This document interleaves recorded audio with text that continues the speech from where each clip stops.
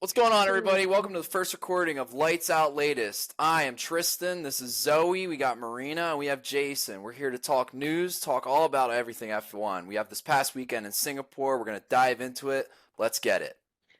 Perfect. Love the intro, Tristan. Let's dive into all the events of the weekend. Let's quickly get your favorite moments. For me, that was definitely Verstappen starting P11, making it up to the field to P2 when he didn't pit for the safety car, and then being dropped back to P15 when he inevitably had to pit for medium tires, but made it all the way back to P5, which I think is a huge accomplishment, even with the, I would say, pretty bad Red Bull this weekend. They clearly didn't get the setup right, but let's see what happens next weekend. But they improved on it. They for sure did. I mean, to get up to 5th place regardless at the end of the day. And also, I mean, Perez, obviously, both of them finished in the green in terms of where they finished or started as a whole. So, Yeah. I mean, obviously, for how we've seen the year go, this is the first loss for Red Bull the entire year. But still, two guys in the top 10, you're both in points. I mean, if you're looking at it, that's not a bad day. Yeah, for sure. I definitely think that also them both starting very low and both coming up shows that it was a whole team thing. It wasn't on either side a driver error. It just was basic. It was just a setup issue. Anybody else Gotcha. want to share their favorite moment? Mine was probably just Carlos leading that race. That whole It was impressive. We love the That's Ferrari mine leading. too. yeah. Ferrari Maybe. nailed it. First one of the year. You see the shirt. I'm so happy. Yeah, to finally see Jason, them get I feel like I something could have with it. predicted that one. Yeah. I mean, I thought they had it out in Monza after Science pole. I was like, oh, not again. But Red Bull is nowhere this weekend. No. So. Ferrari did not do their normal Ferrari stuff this weekend. No. It was good. So. Ferrarying. Actually, Red Bull was Ferrarying this weekend. That's Red Bull true. didn't get it right. The Well, roles were a little reversed. It was a nice change of pace. weekend. And as much as I'm a Max Verstappen lover, I love Max. I've been a Max fan for a long time. It was really refreshing. I think everybody can agree that we have this race where P1 through 4 was separated by 1.7 seconds, going into the last lap. Backed Yes. up the whole race.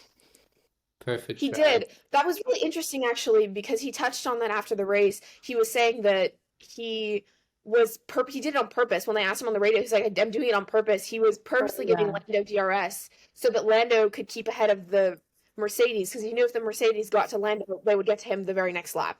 So I thought that was really smart from Carlos.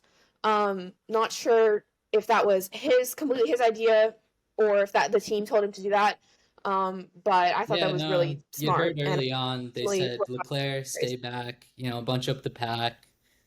Just make sure that the field spread was really close together. All the cars stay really close, so nobody could really get any clear air, get a good run up to the front.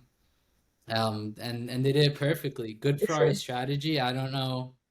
Maybe they borrowed some of the Red Bull team, just swapped them this weekend. Yeah. Listen, it's that old McLaren duo. They got it done. Yeah. Okay, we got Carlando. Carlando. All right, they're besties off the grid. They're besties on the grid. Whatever needs to be done, they made it work. But listen, I got my best performance of the weekend. I think it's gonna be an underdog shout. Liam Lawson. For sure. Okay. He's finished better in every single race that he's started. His first race finished 13th. Next one, 11th. Here at Singapore, he finished 9th in the points. 100%. Rookie talent, just stepped into the seat. He's got 3 races under his belt. In such a stacked field, too. I mean, we have Mercedes is looking stronger every week. We have Ferrari's getting slightly better. Aston with Fernando. Certain guys are really putting on a good act, but Lawson has braved it almost every single week. It's only been 3 again, but still. He hasn't finished, he hasn't DNF'd in any of the races, and he literally has gotten better and better in every single race. I love looking at the underdogs. He was consistent, underlooked the entire day, did an amazing job. 100%. And he was also, if I'm not mistaken, he's also the first rookie to get his first points in Singapore. Yes. He's also gotten his first points before Logan. Logan Sargent still has not scored points, and he's scored 2 points, which puts him only 1 point behind his teammate, Yuki Tsunoda, who's been in the car all year. Yeah. That's true. It's incredible. Maybe I definitely he'll be in think the that Williams although section. we are, Yeah? I'm thinking that Liam came in as a reserve to try and solve a headache that AlphaTauri had and ended up causing them a bigger headache, because now they got to figure out who they're putting in that car, because everyone's looking mega competitive. And you still have, I mean, Yuki is a great driver. Liam is looking amazing. And you still have Daniel out of the car, who's a great personality, a great asset to Red Bull in terms of car development. And even AlphaTauri CEO, he was talking about how they really want someone experienced and a rookie so that they can nail the setup and pass it along to both cars. And Daniel definitely brings that experience. So Absolutely.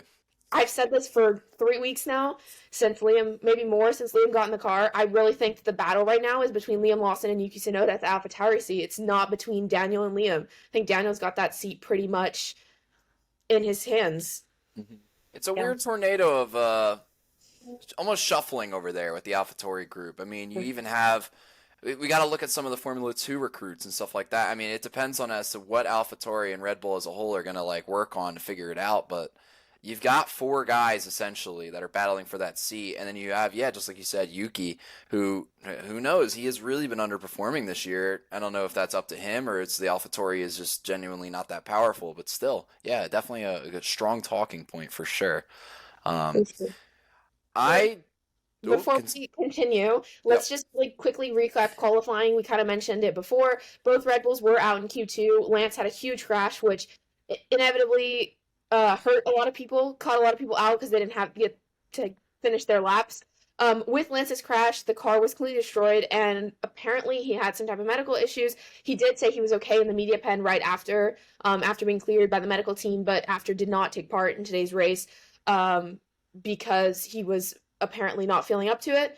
I don't believe reserve driver Filipe Drukovic was there, so that would explain why they didn't run a second car. Also, he would have qualified P20, so the chances of making it into the points for anyone, especially a rookie who wasn't up to speed with the car, would have been really tight. Carlos Sainz took pole, and both Haas cars were in Q3 as well as Liam Lawson.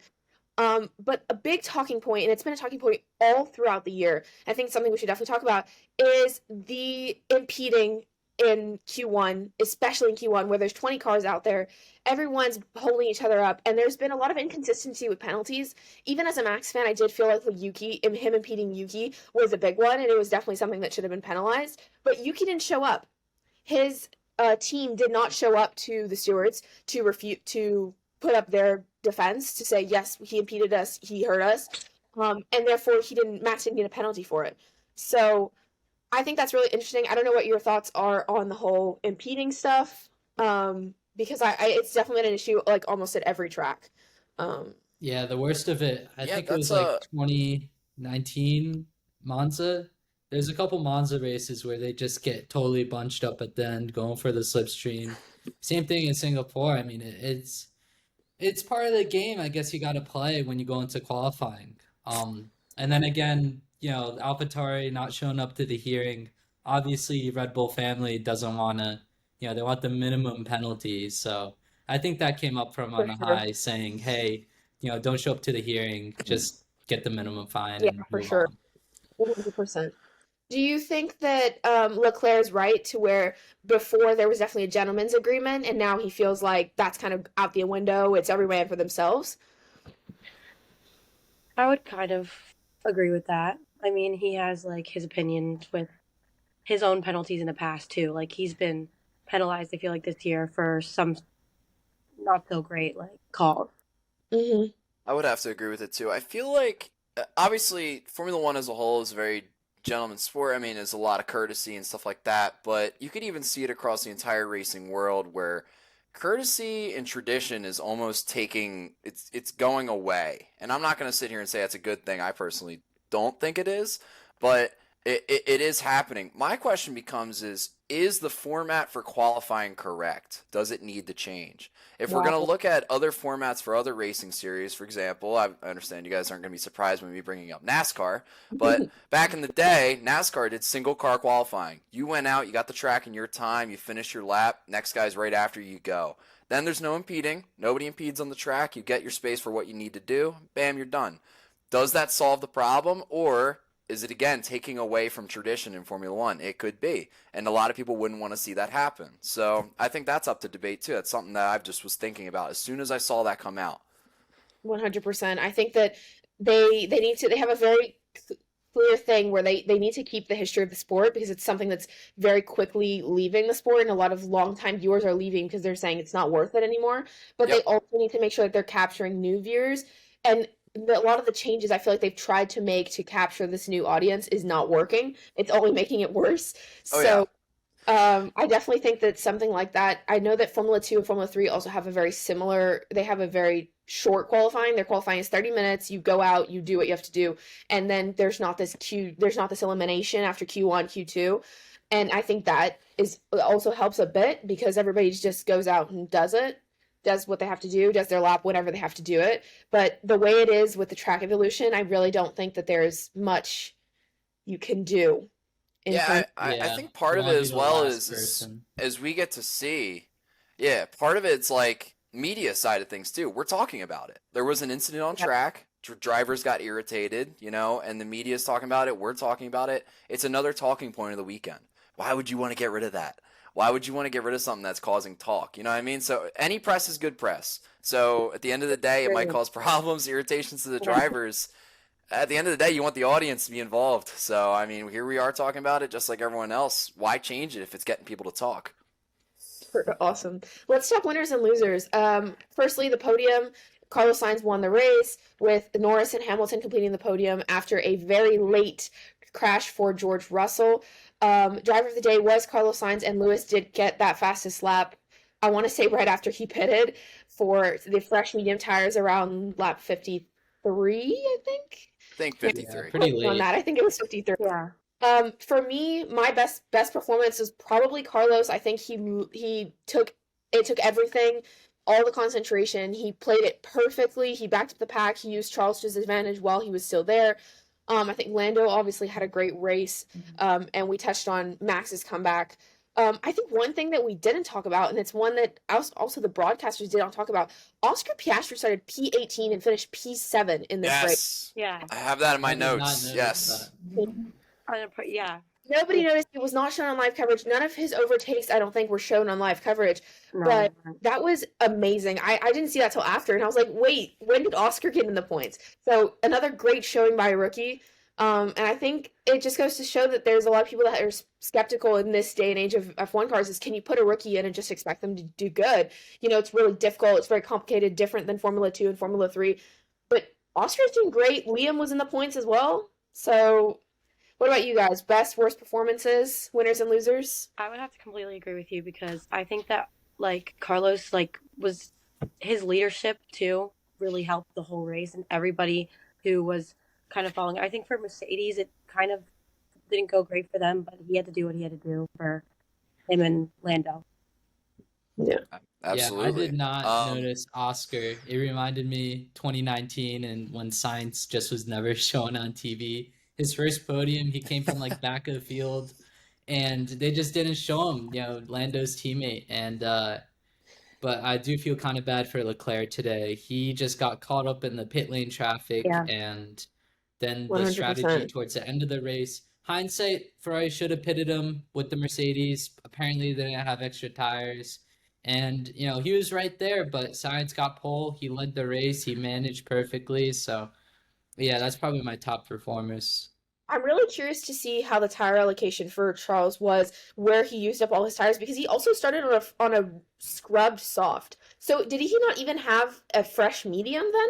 He used all his mediums in practice. That's a lot. I mean, I'm surprised that they did that. with no new mediums, new. I actually saw in the debrief that apparently it was part of Ferrari's plan to get him into second place and hold off the two Mercedes and let Sainz get away. And obviously that worked out until a point, and then he fell off. But at the same time, I agree with you. In terms of the rest of the race, strategy-wise, I don't know. But if we're going to talk worst performers, listen, we got to talk about I don't even know if you guys know this, but the guy I pull for every week, El Plan, okay? Fernando Alonso, he's my guy. If started 7th, finished the race 15th. Just a poor performance. I actually honestly want to say on Fernando. The car might not have had the pace, but he really just wasn't there. Top 10 qualifying effort, dropped big time to 15th. Just mediocre pit stops as well. I mean, it was just a rough day. But Fernando finishing at 15th was definitely my worst performer, unfortunately. For how consistent that team's been, too. Yeah, it seems like for some reason, I don't know if it's because they haven't improved throughout the season. They started off so strong. I think Mercedes has made big steps. Ferrari has made very big steps, and I think they just didn't improve as much as they wanted to or had. And so they've just kind of been dropping back every race. I feel like they've been jumped by someone else, by the McLarens, by the Ferraris. But I also think it's a bit track specific. And I agree that it's kind of on Alonso as well. I think that he definitely had issues with pace, but Yep. he had the pace to stick with the top 10, especially considering Liam got points, Kevin Yep. Magnus points, which we didn't talk about.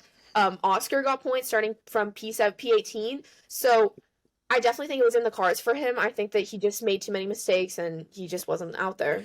Yeah, there was a lot of flip-flopping. Like I have written down here in the race finish order, 10 of the drivers actually finished better than they started, 8 finished worse, and obviously 1 was even. That was Sainz who finished first, who started first. And I mean, it's from the bottom of the grid, moved up into the points, middle or the top of the grid, moved down under the points. And obviously, what's it called? Alonso was one of those. Russell unfortunately crashed out, which we could talk about. And then a couple other Mr. guys. Saturday. But it's a good poll to talk about how they really have not improved. That car's been fast. It just hasn't gotten faster. That's the problem. It's obviously been chasing that number one pretty much most of the season, but at the same time, you would like to see Fernando get to the top of the grid, and unfortunately, it just doesn't seem like they're getting that pace better and better. 100%. Let's very quickly, I'll just go through the championship order. For those who may be new to F1, the winner gets 25 points, second place will get 18, third place gets 15, fourth place gets 12, fifth place gets 10, sixth gets 8, seventh gets 6, eighth gets 4 points, ninth gets 2 points, and finally 10th is the last scoring position, you get 1 point. Anyone out of that top 10 will not get points. And then you also get awarded a 1 point for fastest lap. If you're in the points. So if you're outside the points, finish P11, but with fastest lap, no points for you. In terms of the Constructors' Championship, we did see Mercedes take a bit out of Red Bull because of their finishing position, obviously, but there were no changes to the order, which is pretty obvious. I mean, everybody finished pretty much where they've been finishing all year, with the exception of, I think, Sainz and Norris were a bit off, but Hamilton's had a couple podiums, so there's that. And then for the Drivers' Championship, Hamilton did jump Alonso, which means he is our first different third place driver. Alonso held that all the way till this weekend, or maybe it was last weekend, can't remember, but I think it was this weekend. I think it was this one. He held it all the way till this weekend, even though, like you said, cars been dropping performance. Piastri also jumped Ocon in the Drivers' Championship, and Liam Lawson jumps Logan Sargent, like we said, getting his first points before fellow rookie. This is where I get excited. This is the part. The midfield battles is where it's at. Yeah. I don't know if you guys feel the same way. I mean, Zoe, I don't know if I know your favorite driver yet. I don't know if you've told me. Well, mine's Charles Leclerc, always going to be. So that was like, watching was really, today was a little rough, but I was so happy with that.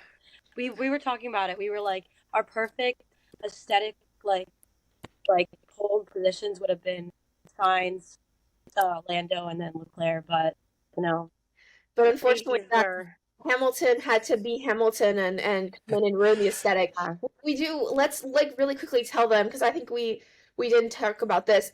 Obviously, we all know Russell, we talked about it, Russell crashed out last lap. But me and Zoe were literally sitting in front of the TV saying, Russell, please crash, Russell, please crash. We wanted Leclerc to come up so badly, and we knew he wouldn't be able to do it alone. We jinxed him. You manifested George Russell. That was all us. So hard. Let's quickly talk about that crash while we're on the topic. It looked like just a plain driver error. I mean, George looks like he was very focused. Maybe he lost a little bit of his focus. He followed Lando through exactly the same line, followed his gearbox, and just nicked the wall, and then went straight on. I don't believe there were any injuries, but he did seem very upset with reason. I mean, he was so close to that podium.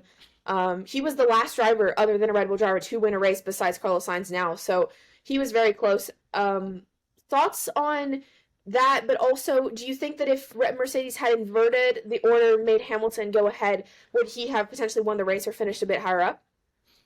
It was a surprising loss of focus from George there. He's usually so on top of it, and he's won a race before. I think it was Brazil last year, right? And Yeah. then I don't think Hamilton really had much more pace than him, maybe a little, but they were pretty dead on, and Mercedes had that locked in for the third and fourth, and George dropped it. So Yeah, I personally, it's one of those things where it's hard to digest and really look at that crash too hard because at the end of the day, I legitimately think it was just driver error. He missed it by a couple of inches, if not centimeters, and he actually mentioned that in his post-race press. And it's unfortunate because all you can sit here and just say is like, dang, like that's just the most what could unfortunate have thing been? for a guy who's so nice, so kind on the grid. I mean, it's just that's how it happens. It really does. Yeah. We had a 100%. different reaction with that, but yeah. 100%. We talked about Fernando Alonso quickly. I just want to quickly shout him out. That was 100,000. He crossed 100,000 kilometers Yep. racing in his career. And to go along with it, just after that, he did pick up a 5-second penalty for crossing the pit lane with some pretty shot tires. Do we think that penalty was a bit harsh considering the tires are just completely gone? There's nothing he could do, or are we thinking that that's pretty consistent with what the stewards have been looking at all year? Rules are rules. I mean, It's pretty that's the way I can clear-cut. see it. Slam When I dunk. heard it came out, yeah, I mean, it's just it happens, you know. It's been You know, consistent all year with that. he might be the GOAT, but he makes some mistakes. But yeah, no, it's unfortunate, but it's I think it was just on par, perfectly. Well, his former teammate Esteban Ocon also DNF'd on lap 42, stopping right at the pit lane exit. This allowed the Mercedes it was a VSC. Mercedes pitted. Do we think that should have been a pit lane closure? Because he was right at the end of the pit lane. I felt like when I first saw the images, I felt like they were going to close the pit lane and say nobody can come in for a pit stop because he was very close to the end. And I thought even maybe a red flag because if anybody would come out on track to push that car back in, that was very unsafe. Does anybody know the last time a pit lane's been closed during the F1 race? Ooh, I I do think not. I, last year. Was there not? Am I spacing? last year, If There a may car have been one stops at last the year. end, he was I can't remember just one. beyond that white line that runs out of the pit lane at the end of it. He was just into like that turn 2, 3 entry. So I think Yeah. he was just out of the way enough as long as they're able to clear it. I was surprised it wasn't a Yeah. full safety car because it's like, between the exit Mhm. and the racing line, it's a pretty interesting pit lane exit there in Singapore where it puts you on the Yeah. inside for turn 3, outside of like turn 2 line. Yeah. And especially because you can definitely pick up a penalty for not going all the way to the end of that safety car line. So that's why, for me, I thought it was pretty unsafe. I thought they should have put out a full safety car. But also, if we put out a full safety car, everyone's coming into the pits. So I feel like maybe the VSC was just what they were looking for to just try and manage people coming into the pits and coming out. Yuki Tsunoda was also one to DNF. It was first lap DNF. And Logan Sargent, although he did not DNF, he did cause our first and only safety car when he went straight on and crashed, broke his front wing. I was really surprised that he was able to make it back to the pits and that they sent him back out after because that front wing was under his car. I thought he would probably have floor damage from that, but it looked okay. That caused the safety car and ultimately I think hurt a lot of the Red Bulls and anyone else who was on hards, which I think was just both us. But it was kind of unfortunate timing, but it worked really well for the medium runners, I think. I think the timing of it was actually not bad. I appreciated it for like the Ferrari racers. I think that was perfect. Fair enough. No punches pulled. Yeah. I was like, Yeah. I personally was like, if Red Bull had a little snag from it, that's actually better.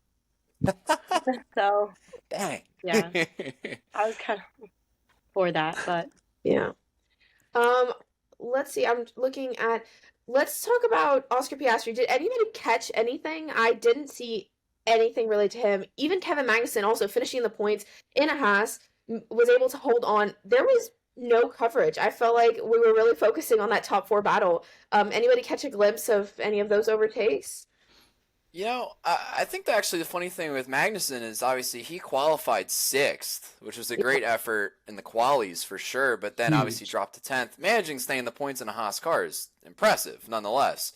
But still, I didn't see anything. Obviously, I caught I missed the first quarter of the race because it was a little early. But the other 3 quarters that I saw, I didn't see anything on Magnussen. I didn't see anything. Obviously, we talked about Piastri earlier. I didn't see nothing. No camera. Yeah, Okay. they cut away Well, from him for like a couple of seconds, and I was like, wait, is that Norris? We were just watching the front few, and I saw the Haas. I was like, oh, that's Oscar. But no, I was just happy that it wasn't a classic Haas weekend where they lighted up in quali and then finished like 14th in the race. They actually got points, so They seem to there we go. Yeah, they seem to be really tough on hard on their tires. They can't follow very well. Kevin Magnussen has been very vocal about it, saying we need to do better. But there hasn't been any solutions for them so far this year. Speaking of like safety cars and all that stuff, we did get a new track layout for this weekend. Turn 16 and turn 19 turned into that straight. We didn't have any DRS on that straight. Conclusions, was it better? Was it worse? I think in terms of tire deck, it seemed to be better for the drivers, but maybe worse for entertainment purposes, because there were no major tire issues. Everybody seemed to be able to manage. That could be because Carlos was holding everybody up, or it could just plainly be because of the turns. What do you think, Jason? Yeah, I noticed it's because of temporary construction around the circuit, so they had to not have that cool little cut under the grandstands, which I think the only other track that has that is Mexico, where they like cut under grandstands that used to be a part of a baseball stadium. I think it was pretty good that, when you have less tire wear, drivers could push a little more. Obviously, Sainz was just saving as much as we could because Ferrari just terrible on their tires. But no, I don't think it had a major 100%. effect. We actually finished in the time limit. Grand Prix have a 2-hour time limit. And usually for Singapore, it's one of those where they can't get all the laps in, especially with safety cars. And we usually have to call it at 2 hours. This was one of the first Singapore Grand Prix I remember finishing on time. So I actually kind of like it because we actually finished on time. So I'd say all in all good, although we'll be reverting back to the old layout next year. Oh, interesting. I didn't know that. We will be going back. That's quite interesting. I also think I think the drivers, it was a good balance because the teams were telling the drivers, hold pace. Even Max, he was coming up on the back of Ocon, but Ocon had DRS on Alonso. And so GP was on the radio saying, chill out. There's absolutely no reason for you to be within 1.5 seconds of Alonso. You're not going, of Ocon, sorry. You're not going anywhere. You're not going to be able to overtake him. Just pull back. We can save our tires. We'll do this. But he didn't seem to want to, and none of the other drivers did either, because even when Charles was told, pull back, he was still taking like 0.6 out of a second out of Carlos. So it seemed to be a good balance, though. They were still able to push a bit, but they were still conserving, trying to respect the team's wishes. And we didn't have any of those finishing the race on 3 tires like Lewis did a couple years ago. I forgot about that race. Yeah. I think honestly, at the end of the day, I don't know if the Fords. Obviously, you had McLaren, Ferrari, and then you had Mercedes, or the top 4 majority of the race. I don't think any of them weren't going to sit pretty, not thinking, hey, one of us is going to win this race, and his name's not going to be Verstappen, okay? So why not all 4 of us kind of, almost 18-wheeler cruise together? Let's stay together. Let's use DRS. Let's kind of almost like a draft. We'll get to the end, and we'll decide it from there. Obviously, we heard from the McLaren-Ferrari side where Sainz was purposely, slowing him down and staying in the DRS zone so that Lando could stay ahead. I think everyone was kind of working together. I mean, just like we said, the top 4 were 1.5 seconds away from each other to the leader for about, I think, like 15 to 20 of those last laps, basically. Yeah. I mean, that was my first initial pull of this race as a whole was, dang, we actually have someone within a second of the leader. Like, that's something that has not been heard of this year. Credits to Max, that's awesome. TV shot. It was ridiculous. Yeah, Like, exactly. It was really, it was more intense too. I think we can attribute that a bit to I don't know if you caught this, Godzilla on the track. There was a lizard on the track during free practice, more than one. And this actually happened in 2016 to Max as well. It's the second time he's encountered a lizard in Singapore. So maybe he just gave Max a bit of bad luck, and then everything went downhill for Red Bull from there. That Sounds like a freaking lizard. True Max fan would say too. It's a huge lizard. that.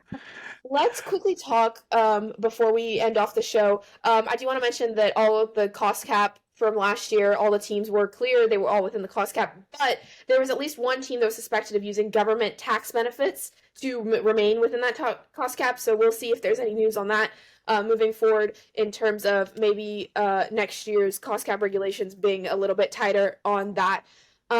Also, Felipe Massa, 2008, he's in a legal battle for 2008's title, and he's asking for Lewis's help. I think he's just seeking financial damages. Jason, I know you know a bit about this as well. What's going on with that, and anything that we should know? Yeah, it seems like there's a lot of financial benefit that happens when you win the F1 World Championship. You know, brand sponsorships, TV deals, all the good stuff, all the money, all the promotion. And you know, Yeah. there was Crashgate that year when Renault purposely crashed to allow Alonso to win the Grand Prix. And that Grand Prix, if Renault wouldn't have purposely crashed, Ferrari Massa would have been higher up in the race and would have won the championship. Yeah. So it seems like once the championship is decided, they can't really give back the trophy. I don't think Lewis would want to go into the back of the trophy cabinet and hand him over that World Driver Championship. But I think he just wants some money from the FIA to kind of settle it and not carry it farther. Sure. Do I think he'll get it? I don't know. It looks like it's going to be just a legal slog. Do you think he'll get it? Anything from this? Yeah. Doubtful. Doubtful, for sure. Let's very quickly, I do want to mention, Jogan, you did re-sign this weekend with Alfa Romeo until 2024, just extending the contract till next year. This puts a lot of people in the running next year for seats. A lot of people have contracts expiring next year. We'll see what happens with that, especially considering Andretti is in a stronger position to join the grid for 2025. There looks like they're going to have trouble holding them off, but the teams will vote on it. So let's see what happens with that. There were some new regulations also this weekend. I know we haven't really talked about them, but Jason, do you think that really affected the stuff? I know we had discussed it earlier in the week. The front wing changes that came. Do we think that's why Red Bull was off the pace this weekend, or was it just pure coincidence? It's been a brand new technical directive where they changed the way how they text the flexibility of the wings. And because of that, they're less flexible now, because how it works is on the straights, you want the wing to kind of flex back, flatten out to reduce drag. But at slower speeds, such as braking and going through the corner, you want the wing to flex up to add more downforce. And because of the new regulations, the wings are now less flexible than before. I heard Crofty mention on the broadcast that most teams think it was just, a coincidence and it wasn't really Red Bull having a massive benefit. But I don't know. We'll see in Japan if they're still messed up or just coincidence. All right, before we end off the show, let's get into our predictions for Japan.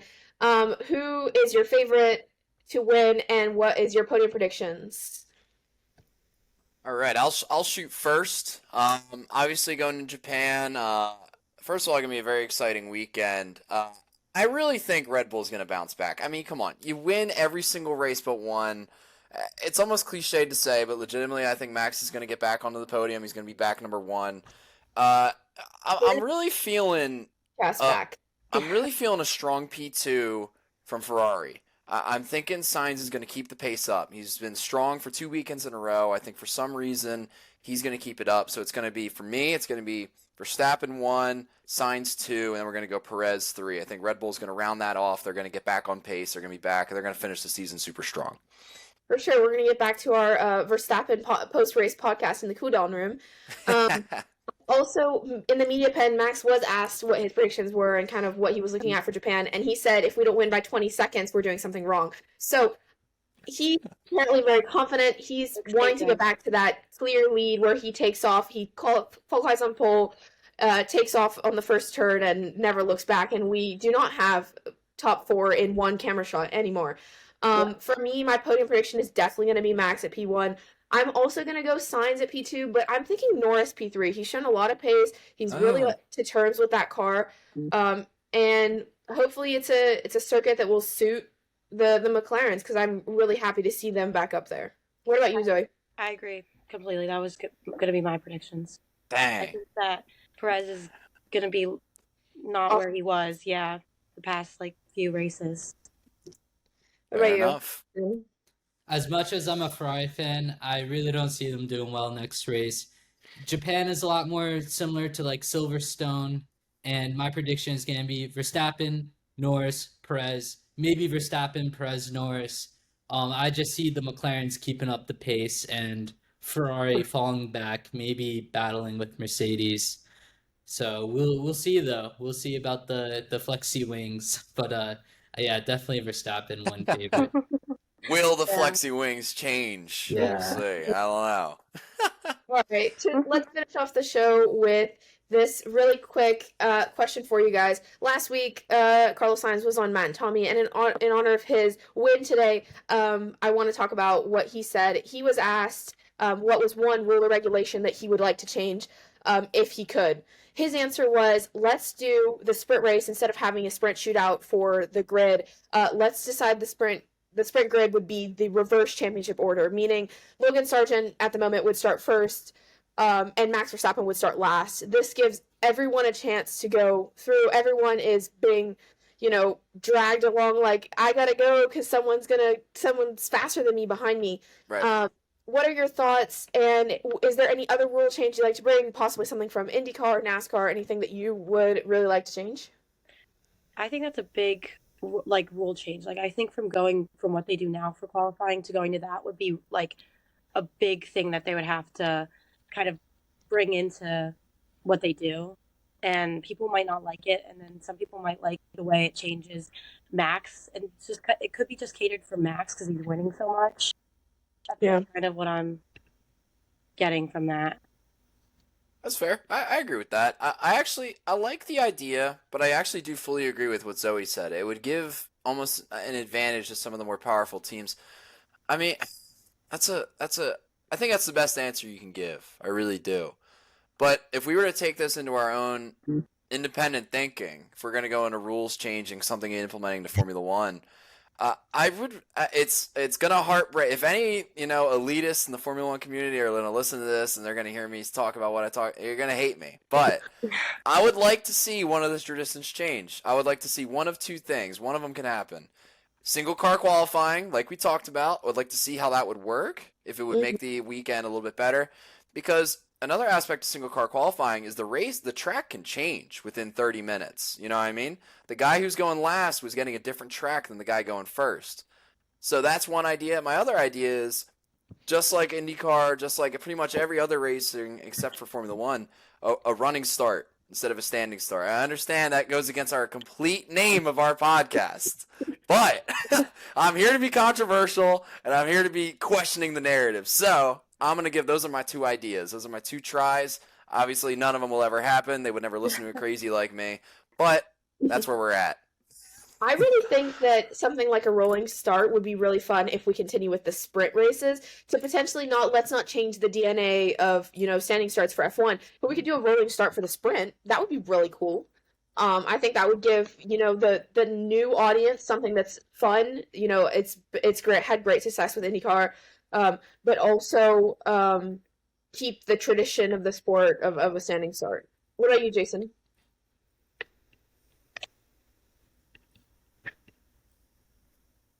Jason, you got me, brother. Yeah, I got. Looks like We're looking at it. Oh, there he is. Oh, just me. Yeah. All right, Jason. We're just recapping. if you were to change one rule in Formula One, you could take a rule from IndyCar, you could take a rule from NASCAR, you can make your own rule, whatever you want to do. Shoot it, whatever you got, bam. One of the best parts about IndyCar is that if you stall the car, you're not out of the race. They have outboard starters. Like if you stall, the marshals go up to your car and restart the car for you. And starting next year, since IndyCar will have hybrid cars, which F1 already has, they're going to have onboard starters. So I hope for the new regulations that F1 would put in automatic starters so we just don't have people stalling out their cars and out of the race for such a minor error. Yeah. That's a good pull. I like that. Yeah. That is, it's actually kind of, that's almost universal. I feel like Formula One is unique in that narrative where, like, God forbid you stall out the car. Oh, that's it. GG, game over, guy. Yeah. No, every other, I mean, you get leeway in pretty much every other sport, so I fully agree with that take. But I think that's a good take. Back of the Joe Guan crash that we had last year, where George immediately stopped his car to go and help, and there was apparently nothing wrong with this car. He was trying to get back on the grid, but they were like, "Nope, you got out of the car. Your car stalled. You're done." And I think it would have been really great to see him go back, especially since in that particular race we reverted back to the original grid, just with Joe Guan out of it and whoever else, I don't remember, whoever else ended up DNFing on that first corner. So I definitely really like your takes. Hopefully F1 listens and we get some really exciting new rule changes for 2026 specifically. Thank you everybody for listening. It was really fun. Thank you, Zoe, Jason, Tristan. We had a blast. I'm sure everyone will really enjoy our first episode of podcast of Lights Out Latest. And we will see you guys next week. See you, everybody. Bye. Good talking to y'all, everyone. Till Japan. All right.